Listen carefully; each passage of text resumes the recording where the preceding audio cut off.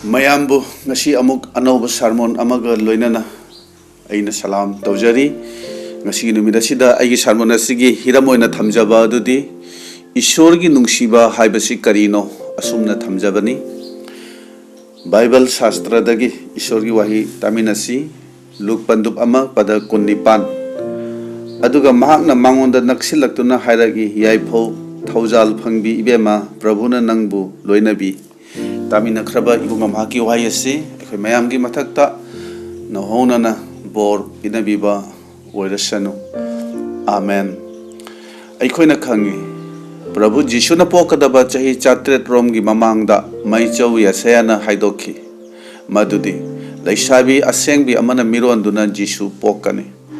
aduna matamadu surabada sargadut amal lagduna mariam da hairagi yaipho thaujal phangbi ibema Prabhuna nangbu loinabi maduda Mariamna langtaknaraduna khurumba asi karamba makhuram no haiduna mapukningda langtaknaragi matang sida ikhoina khanthaminaba yabadi nupi amana sargadutpu uribani aduga amuk wari sanaribani marupsing matam maduda mobile phone leiramdabase harawningaini hojiki matam asida kanagumbamna sargadutka unarabadi hek unabada haigadi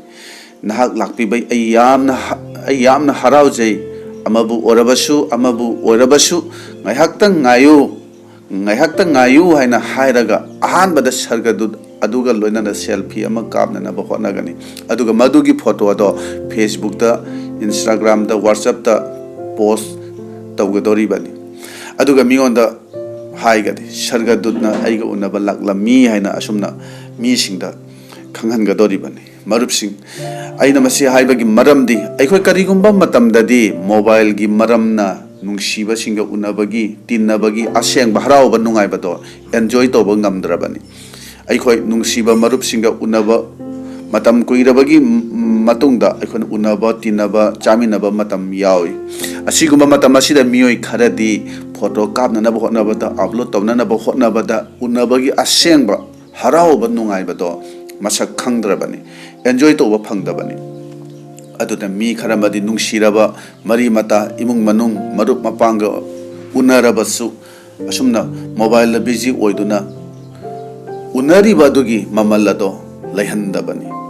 wafam sigi matang da ekoi khanthaba phai haina ina khanjabani aina ngasi masi wafam si haibagi maramdi ekoi thajaba ekoi ichilinau ekoi christian oriba ekoi kharase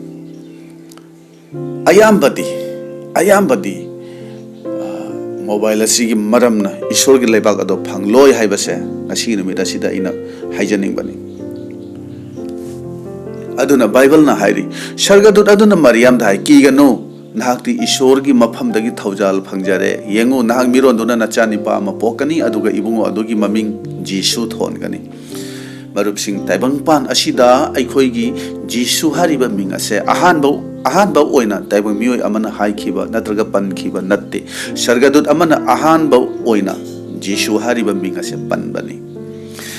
maduda mariam na dud aduda hai aidi nipaga khangnadabi oibanina masi karamna oigadage dud aduna maonda hai thawai asengba nangonda kumtharakani amasung ihen henba adugi matikna nangonda lumsin biragani maram aduna su pokadaba asengba ado ishorgi machani pa kaugani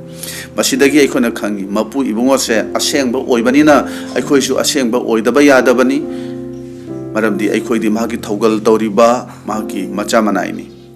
aikona khangi anoba walep na basida thawai asengmana ahanba oina taibangpa na sida lakba sida warep ama semna na ba lakhide mahangna taibangpa na sida lakpagi maru oiba maramdi oi thokloidaba adubu oi hannana ba oi thokloidaba adubu oi hannana ba mahangna lakhibani jisu pokpagi wafamdu ahanba oina mariamna tabadu da mariamna hai masibu karamna oi thokadage aidi nipaga khangnadabini haina mahangna sargadut aduda haibani maduda sargadut aduna haiki nangi nathakta thawai asengba lengtharakani aduga masigi oi thokloidabase nangonda masi oi thorakani nangonda oirakani ana haibani aikhoina khanbada lamba phangdraba oiraroi haina khanba singado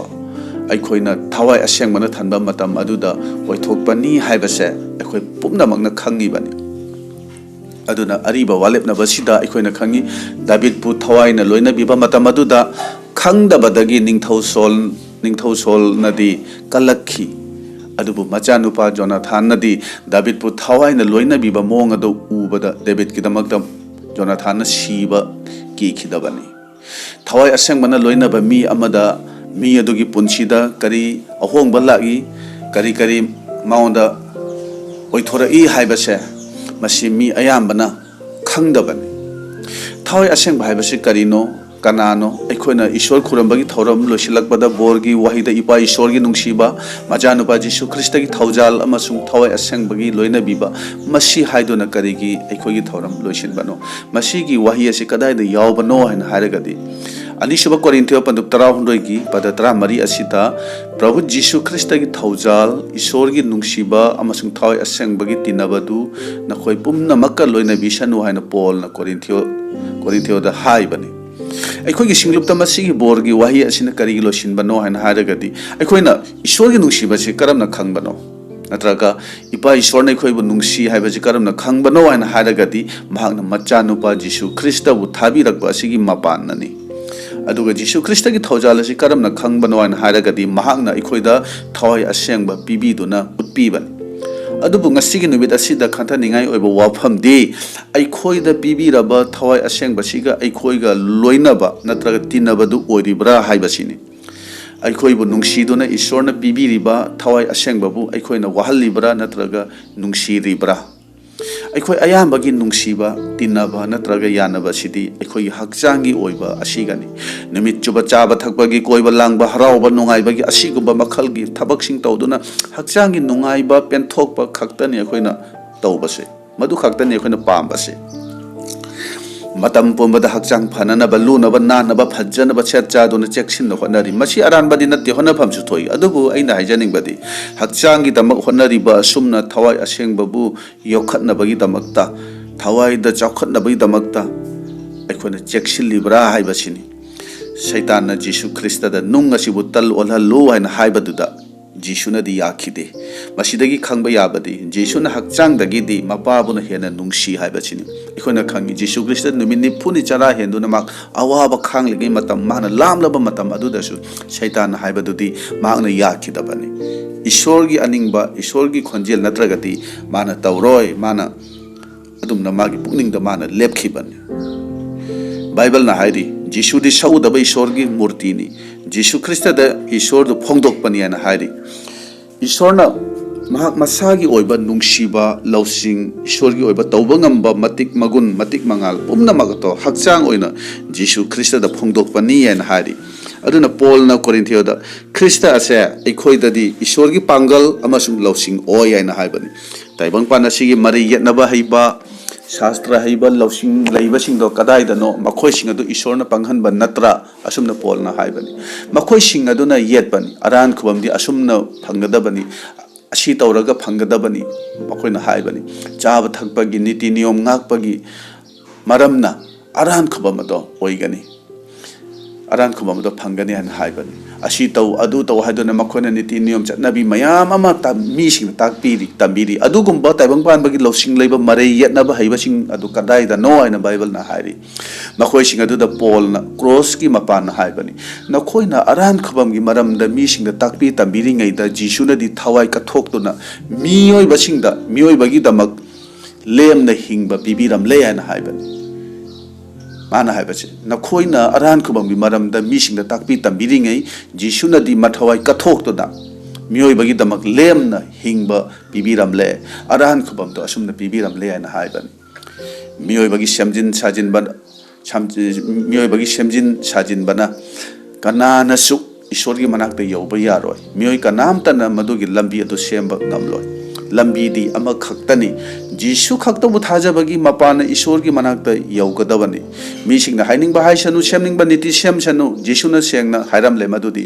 लंबी अदुसु अचुंबदुसु हिंगबदुसु आइनी आइगी इपाना नत्तना कनानसु इपागी मफमदा यौरोय हाइना माना सेंगना हाइखरे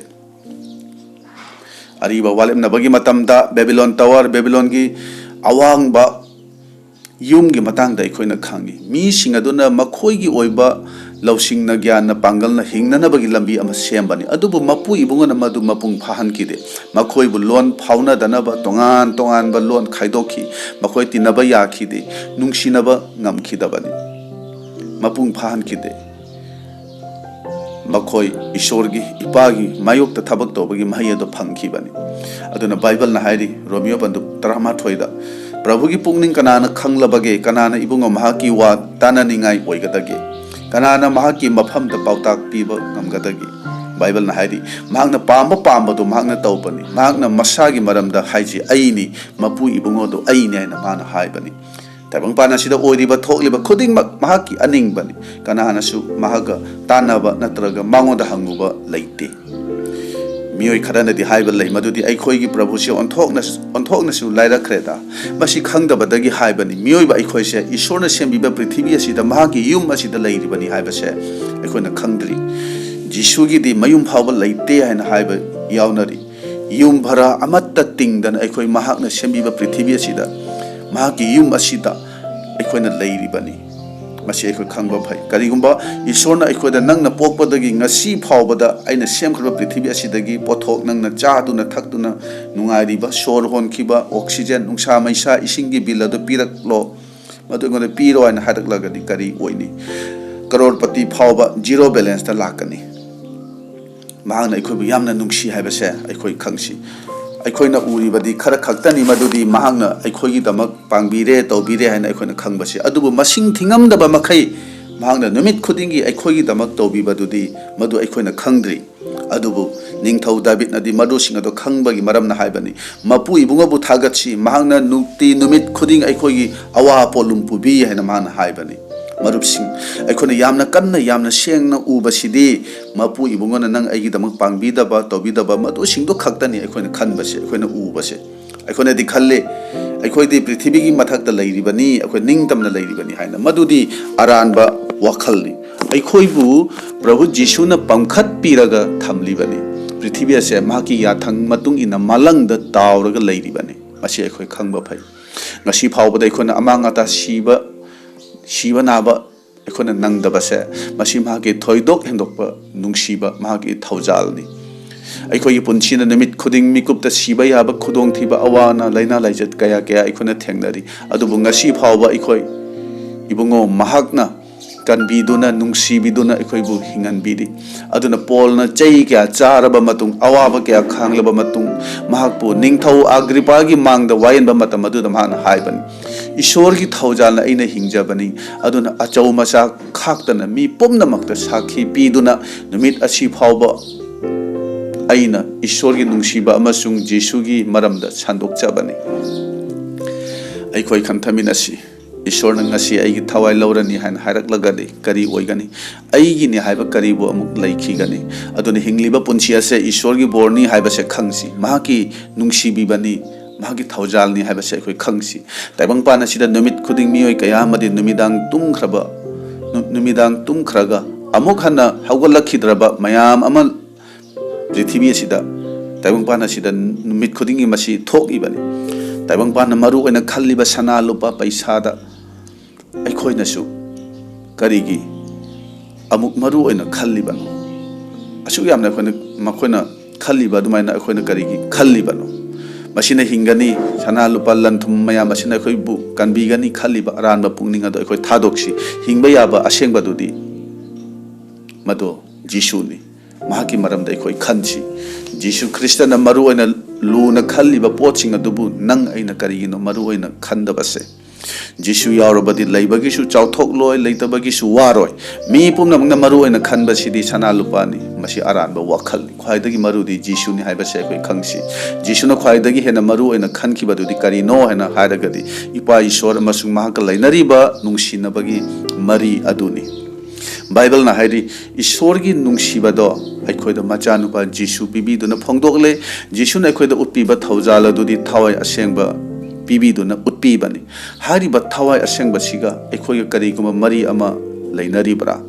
थवाई असेंबगा अखोयगा communication लेरिबरा मसीगी तिनबगी मरी लेनबगी ईश्वर की नुंगसीबगी पुंसी असिदा अखोय लेबा ताबनी मदुदा थवाई न थनगदबनी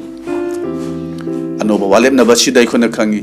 पाखोन चटपसिंगी थबकता mama पुकनुंगदगी Chatap ngamdaba chakniba nupadunadi Peter ga John ga dagi paisa pamlambani paisa nibani adubu Peter ga John ga nadi aikhogi sana lupa leite aikhogi leijabado nangonda piri an hairaga Jisu bu piduna Jisu gi mingda lepkhatlu chatlu haidona chatpa ngamhanki ngasigi singlup singdadi sana lupa matik magundi yamna leinare adubu Jisu di leitre thawai thanba punchi adudi khanadre hanagi singlup singdadi sana lupa di leite adubu Jisu di leirammi aduna nongma oja amana ishwar gi wapau sandokpa wapau sandokpa du damhangna haiki nangna masak khangdaba mapu ibungo dugi thawgal du nangna karamna tawgani yana haibasini masak khangdaba ishwar dugi matung nangna karamna ingani masigi wafam asina nukti numit khudingi aigi thamoida thabak tawbani masaksu siangna khangdaba ishwar dugi wapau do ina karamna sandokani sandoklabasu pungning changloi aigi wapau tariba mi aduna su mayak siangna khangloi thawgal tawda yadabagi tawba oina thokani munna khantarabadi masigi wafam ase thawai asengbai baptize phangba yaba wafamni nangna masak khangdaba ishwar adugi thawgal du nangna karamna tawgani aduna Bible na hairi Jisu bai khona khangba se lomba nai da hingbani mahak bai khona sengna khangba tai mahak na hairi nakhona achumba du khanglabadi achumba du na nakhoibu naning tamhangani Jisu na hairi achumba du aini Jisu na itung ilu achumba du takpige haina haidabani achumba du aini haina haibani ai khona khangi shaitan na Jisu da hai aibu khuramu aina masi pumnamak nangonda pibigani masi pumba ingonda sinakhre masigi mapu ado oihengani ana haibani masida shaitanna sengna phongdok chabani aidi sembi ba mapu do natte masigi lanthum pumba se ingonda ibungo mangna pibibani ana haibasini adubu aikhogi mapu ibungo nadi masi pumnamak asigi mapu do aini ana haibani laisembi ba mapu ado aini ana phongdok pani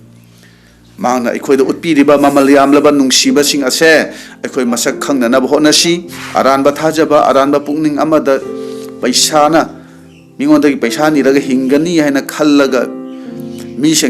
sing dagi paisa ni duna leiramba mama puknung dagi chatpa ngamdaba nupa adugi need oibado darkar da bado Peter na Johan na seng na khangbagi maramna sana lupa gi mahutta Jisu pikhibani Jisu gi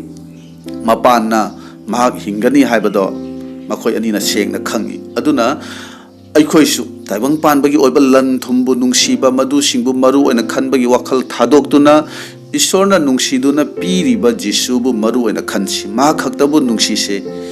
ma khaktabu aikoi ningsi Mariamna karamna oithokadaba no haina khalambado thawai asengbagi mapanna pumnamak oithokhibagum aikhoigi punchina su oiraroi haina khanba singado thawai sengbai mapana ishwar bu nungsiba gi mapana oithoklatpa yabani haibase madu aikoi khansi tamina khraba ibunga mahaki wayasi tajariba aikoi mayam gi mathakta ibungona bor pinabiba oirasanu amen